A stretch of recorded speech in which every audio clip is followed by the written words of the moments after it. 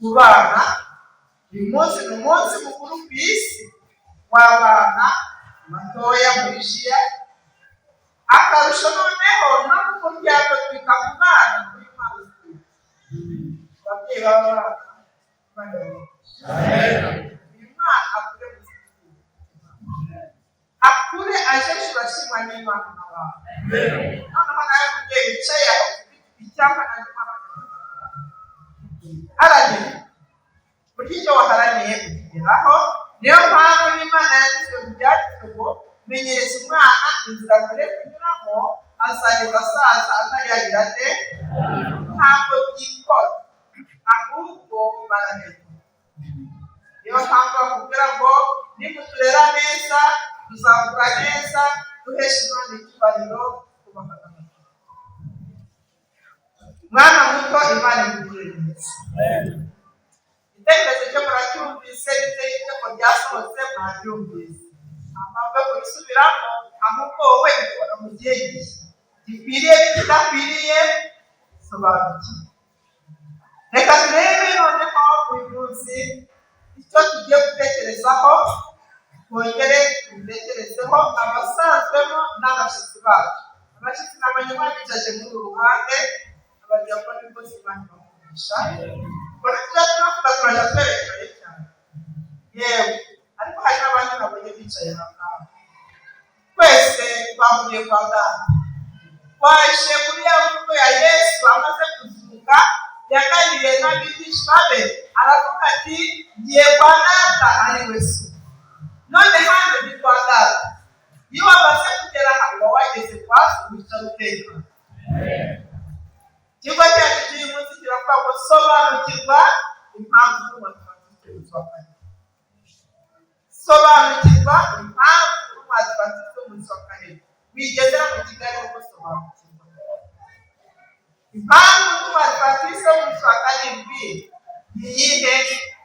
Reka tubaze dusome hariya umubwiriza wacu wa mbere dusomeye muri Yesaya igice cya 49. Wumve impamvu dushobora kunamba Uwiteka tutarekura kuko ari impamvu. 49 turi gusoma ku murongo wa 16. Yesaya 49 umurongo wa 16 aravuga ati dore muciye mu biganza byanjye kuca imanzi, kandi inkike zawe ziri imbere yanjye iteka. Gasubiramo, dore muciye mu biganza byanjye guca imanzi, kandi inkike zawe ziri imbere yanjye iteka. Mana cyangwa Data wa twese kirano kuri mu ijuru, reka tugushimire yuko abana bawe bari mu biganza byawe. Ziriya nkoko ziri mu biganza byawe niyo gakiza kacu kari. Uduhe gusobanukirwa urukundo wadukunze, uduhe natwe kugukunda.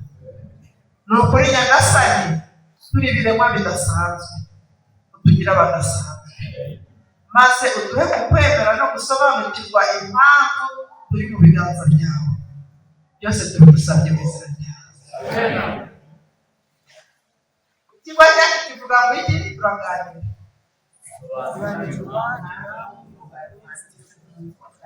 Ushobora kubizi. Ubwo turakora n'abafite Bibiliya kugira ngo dusome.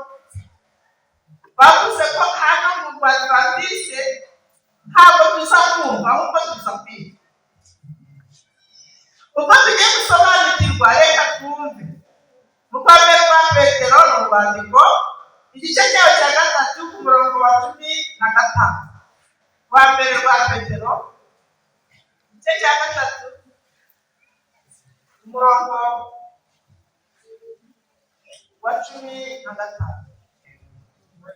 Igice cya 3 ku murongo wa 15 aravuga ngo ahubwo mubahe Kristo mu mitima yanyu ko ari we mwami, kandi mube mwiteguye iteka gusubiza umuntu wese ubabajije impamvu z'ibyiringiro mufite, ariko mufite ubugwaneza mwubaha.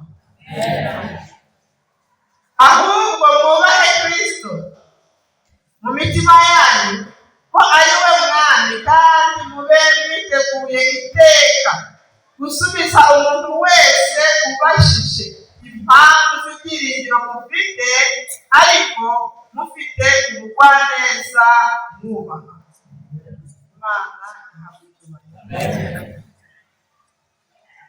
Kenshi na kenshi hari igihe batwibajijeho cyangwa bakakwibazaho kubera iki jya usobanukirwa impamvu muri iri torero, ndetse ujye utanga ubusobanuro ushize amanga. Icya kabiri, ubikorane ubugwaneza. Ntuzatekereze ko bari kugushaririza, ahubwo ni amahirwe kugira ngo basobanukirwe. Bibasobanurire mu byiringiro, mu mutekano n'ubugwaneza, atari intambara ya ngo turwaye. Icya mbere, twubahe Kristo mu mitima yacu kuko niwe mwami wacu. Uwo mwami niwe twiteguye gukorera kandi twiteguye gusobanura uwo ari we. Kristo ninde kuri wowe? Impamvu nizerera mu itoro ry'Abadiventisti b'umunsi wa karindwi ubwo tugiye gusobanura ni iyihe? Icya mbere ni uko inyigisho zishingiye muri Bibiliya ariyo zikurikizwa mu itoro ry'Abadiventisti b'umunsi wa karindwi. Umuyobozi wacu ni umwe, ni Bibiliya. Niyo mpamvu itoro ryacu barwita itoro ry'igitabo, nta kimeza ibamo, ahubwo tugendera mu byanditswe ariyo Bibiliya. Ibyanditswe muri Bibiliya ni ibyanditswe bitari muri Bibiliya ntabwo bitewe. Kwizera kwacu gushingiye muri Bibiliya, si amagambo, si amakorasi, si ibitekerezo, ahubwo kwizera kwacu gushingiye hehe? Muri Bibiliya. Niba uri muri iri torero wemere Bibiliya uko yakabaye. Nanone wongere kugira uti nemera yuko Bibiliya isobanukirwa nyobowe na Mwuka Wera. Mwuka Wera ni utubashisha kumva Bibiliya. Nutayoborwa na Mwuka Wera, Bibiliya ushobora kuyisoma nk'ikinyamakuru, kuko Mwuka Wera ni udufasha gusobanukirwa n'ibyo Imana ishaka. Bivuga ko ugomba kubanza gusaba ziriya mbaraga kugira ngo ubashe gusobanukirwa na Bibiliya. Tuyoborwa na Mwuka Wera. Benshi bakunda gutekereza ko itorero ryacu ritagira imyuka, kuko itorero ryacu nta myuka rigira. Gusa itorero ryacu rifite Mwuka Wera. Ibi tujya gushaka mu buvumo no mu byumba iwacu ntabibaye, ahubwo dufite Mwuka Wera niwe utubasha gusobanukirwa n'iby'ijuru tukamenya binyuze muri Bibiliya. Hari benshi turakunda kuvuga ngo ariko hirya bakavuga ngo iyo bagiye uwo mwuka yandikiyemo ngo bavuga indimi. Ese indimi uvuga ko mwese muvuga ururimi rumwe, ni iki mutumvikana? Tujye dusobanukirwa impamvu. Iyo niyo mpamvu turi muri iri torero, kuko iri torero ryacu riyoborwa na Mwuka Wera. Tangira utekereze, mbese koko mpamanye na Bibiliya mu byo nkora? Mwuka wera ndamwakira kuko muri wowe harimo amajwi abiri. Harimo ijwi ry'Imana, hakabamo n'ijwi ry'umubi. Ijwi ugabirira nibyo rizaturuka muri wowe, ijwi utagaburira rizagira itegekeye. Tuzayigaburira iki? Tuzayigaburira ibyanditswe kwiga Bibiliya, tuza mu materaniro, tuzasenga ubudasiba kugira ngo tubashe kurarika Mwuka wera kuguma muri twebwe maze adufashe muri uru rugendo. Imana ni nziza ibihe byose. Muri iri torero hari ibihamya bigera kuri 7 bigemeza ko Umwadiventiste w'umunsi wa karindwi. Uyu munsi mushiki turi kumwe kandi utekereze mbese ko mu bigo by'Abadiventiste bemera Bibiliya nawe wakishimira kuyoborwa na Bibiliya ukayisobanurwa na Mwuka wera. Reka tuguhe ibihamya bigera kuri 7 bishobora kugufasha kuba muri iri torero uhagaze ku maguru yombi ndetse ukemera neza yuko iri torero ari itorero rya Mwuka wera kandi ari umuyoboro uzadufasha kugera mu bwami bw'ijuru. Umuyoboro wa mbere, itorero ryemera umubano hagati y'abantu n'abantu cyangwa umuntu n'umuntu, n'umubano uri hagati y'umuntu n'Imana. Nta muntu wambwira ngo ufite umubano hagati yawe n'Imana udafitanye umubano hagati y'umuntu n'umuntu. Oya, Imana irakubwira ngo ntushobora kuba umuntu utari wabona mugenzi wawe ubona. Iri torero ritwemeza kugirana umubano hagati yacu ubwacu, tukagirana umubano n'Imana. Ihame rya kabiri, iri torero ryemera cyangwa ritwemeza umurongo ngenderwaho ariyo Bibiliya. Si abantu baza kutubwira ibitekerezo, oya, ikitwemeza twemezwa na Bibiliya ifite ibitabo 66 hatavuyemo na kimwe cyangwa hatongerewe muri kimwe.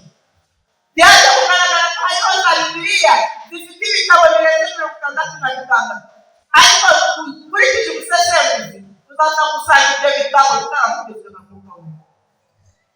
Bibiliya yacu yujujwe n'ibitabo 66. Nutwaye igitabo kivuga ngo ni isezerano rishya, akuzafita Bibiliya. Nutwaye igitabo kivuga ngo ni isezerano rya kera ryonyine, ntabwo kizitwa Bibiliya. Ahubwo Bibiliya yera ni Bibiliya yuzuye, igizwe n'isezerano rya kera ukagerekaho isezerano rishya, iyo niyo iba yuzuye ko ari Bibiliya. Itorero ryacu rero ryemera Bibiliya yuzuye idakuweho n'igice na kimwe. Ese nawe turabyemera? Waba uzi ko ari we muyobozi wacu? Ntangira utekereze uko ushobora kuba muhanga wenda utarigeze kwemera cyangwa kumenya ibihamya bikuyobora muri iri torero. Mu gihe uzatangira kumva ko isezerano rya kera ritakureba, uzamenye ko uza kure y'iri torero. Reka turebe ihame rya gatatu, kwemera ubuhanuzi bwa Bibiliya harimo n'isaba. Kwemera ubuhanuzi bw'iki bwa Bibiliya harimo n'isaba. Niyo mpamvu twitwa Abadiventiste b'umunsi wa karindwi basigaye. Twitwa Abadiventiste b'umunsi wa karindwi bagize bati basigaye. Ese basigaye kuki? Basigaye ku mategeko 10 yose y'Imana hatavuyemo na rimwe. Impamvu tuvuga ko tuyemera tukazanamo n'isabato niko abantu benshi bemera amategeko y'Imana, hari isabato bamaze gukuramo, barangije bafata itegeko rya 10 barisaturamo 2 kugira ngo buzuze 10. Ariko twemera, icyo twemera ni iki? Twemera ubuhanuzi kwa ukuri kwa Bibiliya harimo n'iki? N'isaba, kuko abantu benshi bavuye muri iri torero batayigezemo isabato ntayo bafite mu mategeko. Ndetse iyo bagiye kuyigisha ndetse ukaza muri Bibiliya takatifu, yewe nta korowani hari isabato, ahubwo baragenda bagatangiza bakubwira ngo nibyo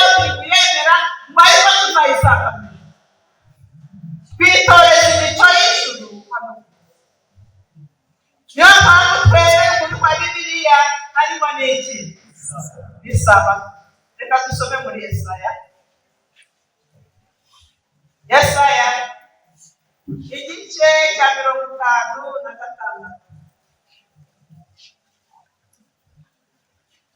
Yesaya 56. Reka twumve icyo Imana itubwira, kuko byose tugomba kureba muri Bibiliya, kandi burya ntabwo byemewe ko tuvuga amasomo mu mutwe, kuko tugomba kubihamya twashikiye. Yesaya 56.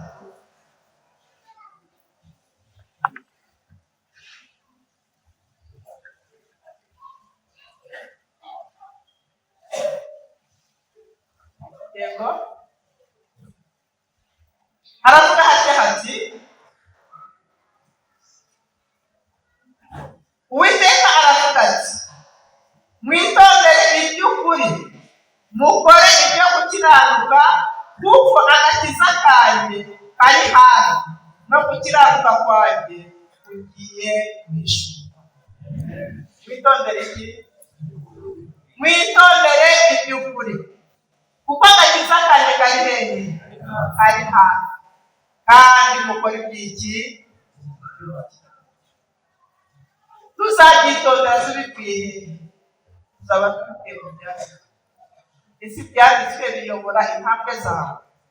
Ese urabyemera? Nanone iri torero ryemera ubuhanuzi bw'abamarayika batatu. Ryemera ubuhanuzi bw'abamarayika bangana. Iyo ukuyemo umwe ntabwo biba bikibaye ukuri. Aya mabanga turayishyurwa hano mu isi, ko abamarayika baje guteguza, ndetse bakaba bari kugira ngo bubahe iyaremye ikibindi.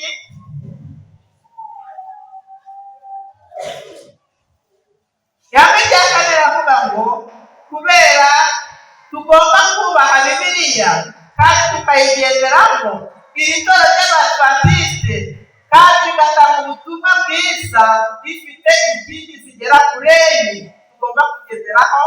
Turavuga tutazigendeye hazaba hari ibindi bintu. Inkingi ya mbere, twakirijwe ukuguru. Inkingi ya kabiri, kuko amaraso ya Kristo twongeye kuba abana. Tukimara kuremwa, umwanzi yaraje aradusahura, tugira intege nkeya, tugwa mu cyaha, ariko twongeye kugaruka, twongeye gucibwa inzira. Ikiraro kiduhuza n'Imana ni mu maraso ya Yesu. Amaraso ya Kristo uyahaye agaciro. Ahari ntushobora gutekereza ko ari ibintu bidasanzwe. Amaraso ya Kristo ni amaraso adasanzwe. Ntagira yatekerezaho muri wowe, ubwenge bwawe utagira gutekereza. Amaraso ya Kristo niyo yatugaruye ku Mana. Niyo mpamvu tuvuga ko ari ikindi iri torero ryubakiyeho, yuko amaraso ya Kristo niyo yatugaruye isoko. Ikindi ya gatatu, kwizera Yesu Kristo kwamuremye wacu akatubera n'umucunguzi, hakaba ariho havuyemo n'ihame rivuga ngo nzagaruka mbajyane aho nyinawe muzagaruka. Kwizera Yesu Kristo. Niba utemera Kristo, iri torero uracyafitemo intege nkeya, ahubwo garuka mu isi. Inkingi ya kane iratubwira ngo kubw'imirimo yo muri iri torero arizo mbuto twera tubwirijwe na Mwuka Wera, nicyo kitubashisha komatana twese. Kuko kwizera kutagira imirimo kugize gute? Urapfuye. N'imirimo itagira kwizera ntaho yava, ntaho yaje. Ntabwo igiti cyaba kirimo ifumbire, ntabwo igiti cyaba gishamitse, ntabwo igiti cyaba gifite amashami ngo nigitera imbuto gukomeze kugikura, ahubwo kikava. Ikindi yo muri iri torero harimo imirimo arizo mbuto za Mwuka Wera. Icyemezo cyerekana yuko kwemera ubutumwa kubihamisha icyaha kugira ngo wemeze yuko ibi byose uri kubyemera. Hari ikintu ugomba gukora kugira ngo ubihamirize imbere y'abantu kandi ubihamirize n'imbere y'Imana. Ikintu cya mbere ugomba kubihamirisha kwinjira muri iri torero, icya mbere ni umubatizo. Umubatizo wo kwibizwa mu mazi angana iki? Si mu gahanga, si ku mugongo, si ukuyanywa, ahubwo uriya mubatizo ugereranywa n'imva. Umubatizo ugereranywa n'imva. Iyo tugiye gushingura abantu bavuye mu gihugu, hari ubwo tubashingura umutwe ugasigara hejuru, akaboko ahubwo ajyamo wese bagatwikira. Umubatizo wo kwibizwa mu mazi menshi, icyambere ni urugero twahawe na Yesu Kristo. Kristo yabatijwe nande? Nayo mpamvu yibizwa mu mazi menshi, atari uko yaragiye kwihana ibyaha, ahubwo yaragiye kugira icyitegererezo. Bivuga ko uwemera kuza muri iri torero kugira ngo ayoborwe na Mwuka Wera, yizere Kristo, amenye ko Data ari we Data, ayishyira mu nzira y'umubatizo akibizwa mu mazi menshi. Kenshi uyu mubatizo ukunda kuba urujijo. N'abanyabatiza ku gahanga nta kindi cyaba cyatumye babatizwa ku gahanga, ahubwo bagiye mu nzego z'ubuzima. Wari umuntu ukomeye ngo buriya turamujyana mu mazi ngo avemo yatoze, ngo ariko si amazi n'amazi, ngo mureke byose ujye ku gahanga kuko bimeze. Ariko umubatizo Yesu yabatijwe ntabwo Yesu bamutije amazi mu gahanga. Nta nubwo bamukamye ngo bamurangire, ahubwo yanyuze mu mazi kugira ngo atwitegereze. Kwibizwa mu mazi biragenda. Iyo wemeye kubatizwa ukibizwa mu mazi, bishushanya urupfu rwa Kristo. Iriya Yorodani ni imva ihanga umuntu wacu wa kamere, ariwo wa muntu wa kera, ahubwo wamara kuva muri ariya mazi ukaba uzukanye na Yesu Kristo, ukazukanya imibereho mishya. Ni ngombwa rero ko umubatizo w'umunsi wa karindwi agomba kuba yarabatijwe mu mazi menshi, maze akazukana na Kristo, kandi akabatizwa mu izina rya Data n'iry'Umwana n'irya. Mbese ushobora kuba turi muri iteraniro twarabatijwe. Ihame rya kabiri cyangwa icyemezo cya kabiri kugira ngo ube wegeje neza neza ko uri muri iri torero, ni icyitwa ifunguro ryera. Kandi mbere y'uko tuza ku ifunguro ryera tugomba koza ibirenge. Aho waba uri mu gihugu waba urimo cyose, kuri iyi si yacu, urugero dufata ni rwa rundi Kristo mbere y'uko agaburira abigishwa be yabonye iki. Kuko Kristo niwe muyobozi wacu, byatuvugwa muri Bibiliya. Mbere yo kujya ku ifunguro ryera tugomba koza iki. Tukabona kujya ku ifunguro ryera haba hari umugati, hakaba hari na divayi. Umugati ugashushanya umubiri wa Kristo, divayi igashushanya amaraso ya. Kandi yaravuze ati mujye gukora gutya kugira ngo mugire mute munyibuke. Twazajya tuva mu itike ya mbere ni ukwizera amaraso ya Kristo. Kenshi na kenshi tuba bamaze kubatizwa, ameza arategurwa aha ngaha, tukabona dutonze umurongo, turagiye turasohotse.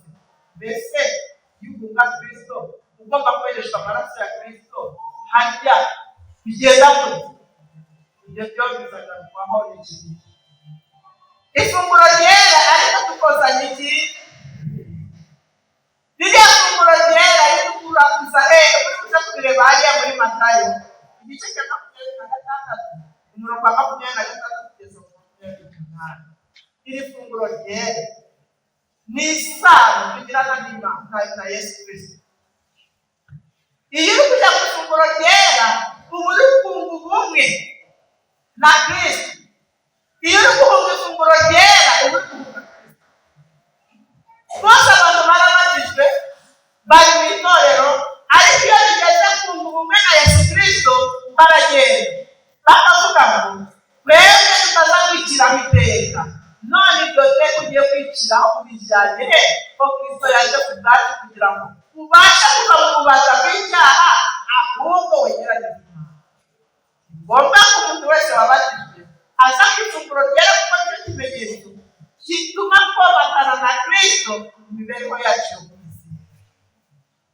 Ingingo ya 4 iravuga ko tugomba kujya tugira umwete wo gusengera n'abarwayi, kuko iyo dusenga Imana irumva, kandi Imana yumva gusaba kwacu. Kumusengera ntabwo bisobanura ko tuzasengera umurwayi wese agakira, ahubwo tuzamurebamo ibyiringiro naho yava muri uyu mubiri agatahana ibyiringiro muri Yesu Kristo. Akaba ariho ahandi tugomba kugira umwete wo gusengera abafite intege nkeya, ari abarwayi mu by'umwuka no muri ubu buzima busanzwe. Bagomba gusengerwa amasengesho, atari kubasengera bapfuye, ahubwo kubasengera bacyumva, kugira ngo umwanzi ataza kubasaba umutima, ahubwo nawe utoroteye kujya kure agaruke ku Mana. Nibyo iri torero ryacu ryemera. Muzabireba rero mu byakozwe n'intumwa, igice cya 5 umurongo wa 14 kugeza 17. Reka turebe iri hame rya 5 ritwemeza kuba muri iri torero. Icyane kwemera cyane ntidushidikanya yuko imitima yacu tugomba kuyibikamo umwuka wera. Umutima wawe utera, mu gihe utera wakagombye kuwuyobora na mwuka wera. Icya kabiri, imibiri yacu tugatuzirikana ko ari urusengero rwa Kristo. Ndatanga urugero rwa hano twese duhuriramo. Niba ushobora kumara urusengero, ushobora kumara icyumweru tugafata icya kane, tugafata iminsi 3, tugafata ine, urusengero turatwandukura. Birashoboka? Ruramutse rudakubura tukarwinjiramo, twakwicaramo tukuvuga ngo iki? Rurambiye, ndetse bakagira kwanagura aho twicare. Niyo mpamvu bakubwira ngo umubiri wawe zirikana ko ari urusengero rwa mwuka wera. Tugomba guhinduka. Mu gihe twaje muri iri torero, tugomba kwerekana ubuzima bwiza buhereye ku mibiri yacu. Icya mbere, ku mibiri yacu tugomba kugira isuku. Imibiri yacu tugomba kugira iki? Isuku. Hari ukoga, hari uko tumesa imyambaro. Ya suku yose muzi tugomba gukorerwa, tugomba kubyitaho.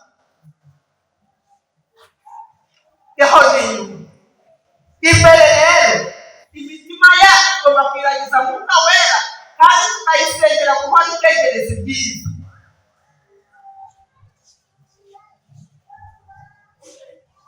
Mbese uje utekereza ku buzima bwawe?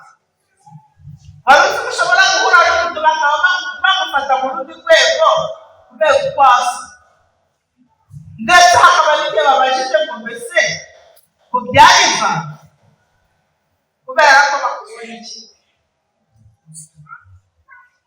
Ntabwo byakagombye kwivangira muri iri torero. Zirikana yuko umwaka wa Kristo umunsi wa 7 aho uri hose ugomba kuba igitekerezo cyiza, ambara neza. Nubwo waba ugiye mu murima, ndabigarukaho, nubwo waba ugiye mu murima, kuko tugiye gukora imirimo ishobora kuba ku myambaro yacu isukuye ari ikibazo. Dutwara agapanye, dutwara amvelope, dutwaremo imyenda yo mu murima, nitugerayo tuyambare, nitugaruka twambare imyenda y'ubuvuzi. Ubundi nibyo hamwe y'imirimo, kuko hagomba kuba imyambaro y'imirimo, hakabaho n'imyambaro. Niba uri buturukiriya ku murango, uri butahe hejuru ku karama, ntabwo hagomba kugira muri bose. Utari wakarama ibirenge, ufite imyenda umaranye wenda ukwezi wayikoranye ifumbire, wigishe kuri twara imyenda yawe mu gakapu k'agapanye ka giti. Dore twagiriye ubuntu bwo uri ahantu hari amazi hose gerageza nubwo haba hatari amazi ari ku musozi yatwara mu majerekani niba ureba mu mazi n'umuntu naho urashaka no kuyoboza inzira yo kugutinya waba uzi kureba mu maso y'umuntu ukavuga niba waza ahita amenya ko ikirere ntakizi ashobora kugukurikira akagirira nabi kubera yabonye ubwo kumazi bateze umunsi bakanywa agomba guharanira isuku uko byagenda kose haba mu rugo ugomba guharanira isuku n'urugo rwawe barugeraho rukaba rutandukanye n'urw'abandi bakavuga bati koko hari ahantu tugeze gutura mu mudugudu babaga batunguye hari igihe ku murenge batungura umunyakagari bakavuga bati tujye kureba imidugudu yawe icya mbere turareba isuku muzi ahantu batangiraga hehe hariya mu bwiherero tugiye kureba ko abantu bafite ubwiherero tugiye kureba ko bafite bareba bakareba ko bafite akarima k'igikoni ko bakubura ko bagira ngo yaba bibaye akaga niba mudugudu atabasha kuvugira iwawe kugira ngo babashe ubundi mudugudu yakagombye kuvugira ku bantu bafite bamutungura akavuga ati nizera yuko muri uyu mudugudu dufitemo abantu bafite yakagombye kuba bamutunguza ikintu cy'isuku bakamujyana ku bantu bafite akavuga ati ku bantu bafite ntabasha kubaho adafite ntabasha kubaho adakubura ntabasha kubaho nubwo bakwinjira mu kuba tumaze twago bigeze guhana akora gushyira amande ya 20 ibintu 20 ni bike hari n'ibyizi ngaho yikubeye cyane yawe kumugore yakumara hari igihe bigeze kuvuga bati tujye gushaka isuku kandi siporo agira umwaka wasanga yagiye agashaje hari igihe tutabihaye agaciro ariko Imana ishaka ko umwuka wera abana hano niba twihutira kuza gukora urusengero niba nshaka kugira ubaye iki no mu gikoni ese igikoni uri hano muba gusa ngo tujye gusura igikoni igikoni cyabasanga kiri kuri gahunda kirimo isuku wabishimira muzi impamvu abanyarwanda batakemera ko uburyo akora umwaka warabaye ibiri baratubonye umuntu araza aginje kuri aho umuriro wa ikibindi cyawe cyaza ariko kugicana biragora nuko umuriro ashobora kuza agafuniko cyangwa itego umugore uzakwereka ko ari umugore udafite isuku mu gikoni ahita asohoka yumvise ko baje kurahura agasohoka inyuma ye agahita afata ryategura akajya kumurahura impamvu iri kwanga ko binjira muri cya gikoni hari impamvu iyo mpamvu uyu munsi igurwe isuku iwacu batiste mushaka n'ibindi icyitegererezo ndetse n'ubutumwa batuzengurutse reka tuvuge tuti kwemera ko hari itandukaniro munyumvire kwemera ko hari itandukaniro ufashe itorero ugafata na leta hari itandukaniro impamvu ni iyi itorero rikorera isi yose ariko leta ifite imiti ubwo muri kumva icyo mvuze ubu muzi ko twese tuzi ko dufite perezida w'iki gihugu cy'u Rwanda yego ese ashobora gutambuka akajyana itegeko ayoboresha hano mu Rwanda akarijana mu Rwanda birashoboka afite imiti afite aho agarukira ariko itorero ntabwo rigira urubiri ubutumwa ngo buzabwirizwa kugera ku isi yose ngaho bumaze mu gitekerezo isi iryo torero muri turimo reka dusome hariya muri Matayo igice cyaho cya 28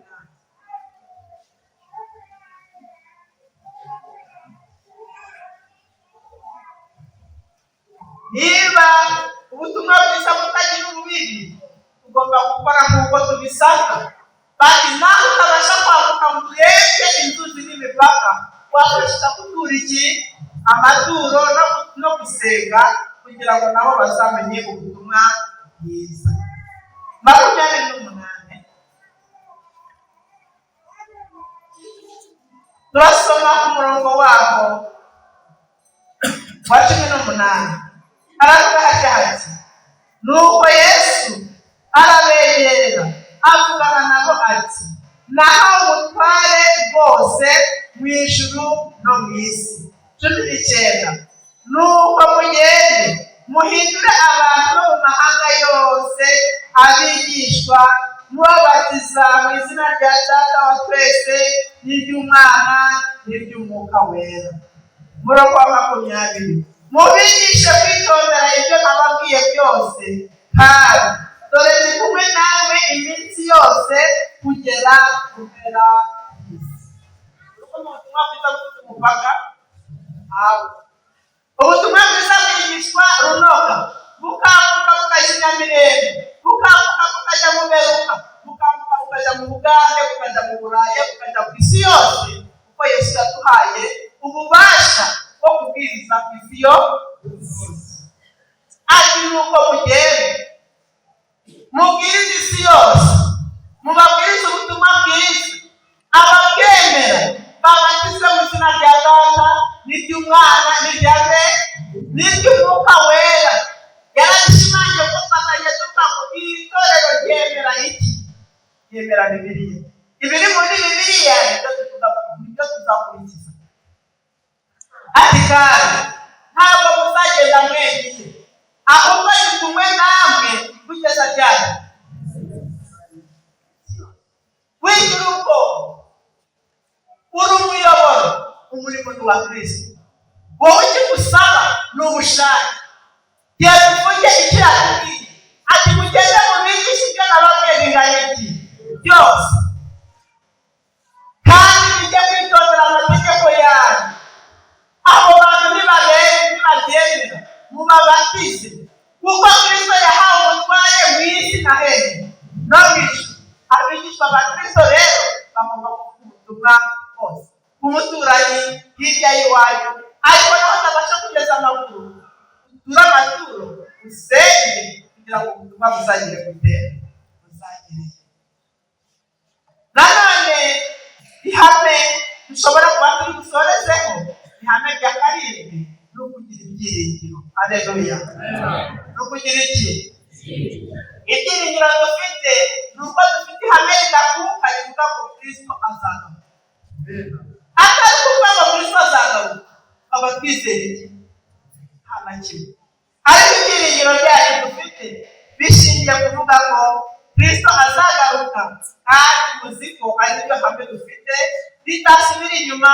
Hari abantu bigeze kwadukana inyigisho zivuga ngo Kristo ntabwo azagaruka ngo byararangiye. Uzamubwira uti icyo ni ikinyoma, kuko yarabyanditse, kandi ni hame ritagira dute ridakuka yuko Kristo azagaruka. Ese wemeranya natwe ko Kristo azagaruka? Azagaruka kugira tere, azagaruka gutwara abamwemeye bose, babandi bemeye ibyo yabigishije, babandi babatijwe muri amazina 3 ariko mu Mwana, kugira ngo azabahe ubugingo buhoraho. Ese wakwemera ko Kristo azagaruka? Ibyo ukora byose wari uzi ko Kristo azagaruka? Yego, nawe uzi ko azagaruka? None niba azagaruka uriteguye kumwakira? Kugaruka kwa Kristo ni ihame ridakuka. Ibyo wakwikora byose Kristo azagaruka, kandi azaba azagiye ingororano. Kristo nta gihano azaza, munyumve neza, Kristo nta gihano azaza, azazana ingororano. Dore nzaza vuba mu byahishwe, nzanye ingororano kugira ngo ngororere buri muntu wese ibikwiranye n'ibyo yagize ati. Mugiye ukoze ibyaha ukagomba n'itegeko ugororerwa ibyo wagize. Ati dore nzaza vuba nzanye kugira ngo ngororere buri muntu wese ibikwiranye n'ibyo yagize ati. Mbese iyo ushize ku munzani nawe ukitekerezaho, ukareba imibereho yawe, ukareba kwemera kwawe, ukareba ibikorwa byawe, ushobora kuzahura nawe utangire gutekereza. Reka tube nk'abanyeshuri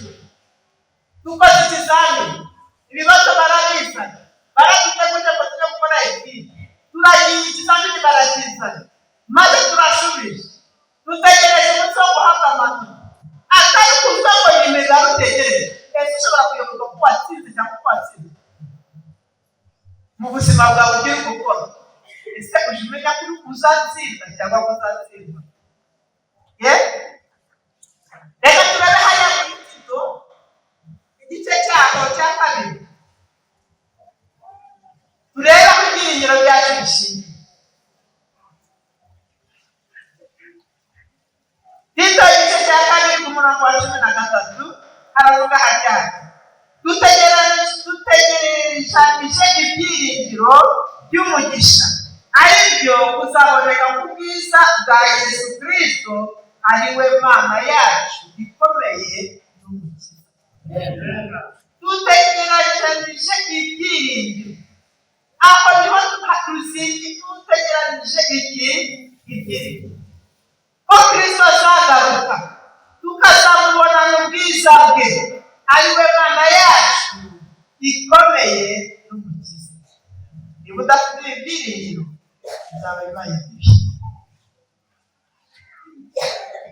None ibyiringiro byawe bishingiye gusa bashiki bacu, reka tubabwire ko Kristo azagaruka, kandi kugaruka kwa Kristo azaba aje kugororera buri muntu wese ufitanye n'ibyo.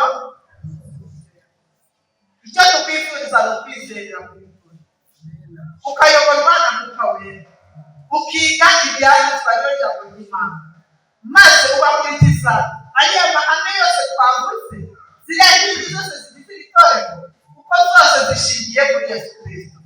Mbese wakwemera ko Kristo ayobora ubuzima bwawe?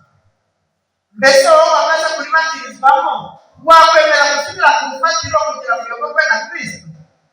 Reka muri aya mahwa tukwifurize kuyoborwa na Mwuka w'Imana. Wewe udashidikanya yuko amaraso ya Kristo yasibye uyankorera watandukanyaga n'Imana, uyu munsi tukaba twitwa abana b'Imana kubwo kwizera mu buntu, kandi amaraso ya Kristo akaba ari yakugana. Uyu munsi tubitekerezaho. Reka dusoreze hariya muri Yesaya igice cyaho cya 66. Psalm 66.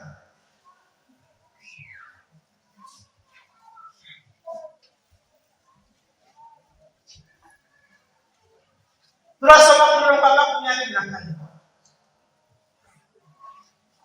Haravuga hati kuko ijuru rishya n'isi nshya nzarema bizahoraho imbere yanjye, niko urubyaro rwawe n'izina ryawe bizahoraho, niko Uwiteka agira ati. Niko Uwiteka agira ati. Niyo mpamvu twatangira isomo rivuga ngo dore guciye iki Imana hehe, kandi inkike zawe zizaba imbere yanjye iteka ryose. Kristo ari hano ku isi yagena amakamero azutse arahindurwa, aragenda akamara akamero k'Imana, ariko mu byo yahinduwemo byose igomba akazi. Nitunagera no mu ijuru, ikizana tuba umenya tudashidikanya, niko azatwereka iki. Ziriya mbogo nizo manzi yaciye mu biganza bye, ari wowe nanjye wadufite iriya misumari akadura mu kiganza, kandi bishobora gusibama kuko yahawe ubutware mu isi na hehe. Imana ishobora byose ivugurura imibereho yacu. Kwemera kwacu kugira ibyiringiro bidashegashega, kandi tumaze kubaza kwemera kwacu tubisobanuze ubugwaneza, atari kugira ngo bayikuserereza, ahubwo tubimubwire tudashidikanya, kuko bishobora kuba impamvu imwe yatuma tugaruka muri rya somo ryo muri Matayo ati mugende mu isi yose mubabwire ubutumwa bwiza. Imana twagiriyeho umugisha tukaza kuri shuri, iza twandika imbaraga zo kugumaho, ndetse dutange n'indahiro kuko Elena wacu yarahiye aravuga ngo uko byagenda kose itorero tuzarikamo. Ariko usaba indahiro yawe nanjye kugira ngo itorero tuzarikamo kuko riyobowe na Mungu, kandi Imana yatanze yacu ibyiringiro byacu ko dutegereje ko Kristo azagaruka aje gutwara abamwizeye kugira ngo bazabane nawe iteka ryose.